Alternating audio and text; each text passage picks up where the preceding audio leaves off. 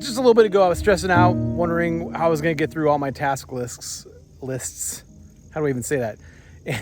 And in my stress, I decided to grab my cameras and go to a local nature reserve, Neil Woods. It's beautiful, it's amazing.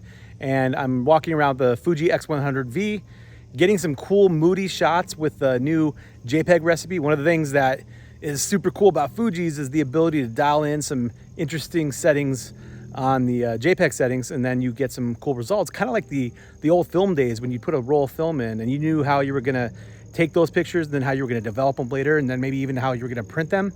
The Fuji Jpeg recipes that you can dial in kind of give me that same feeling, and it's a lot of fun. So let's check out what I got over here at Neil Woods.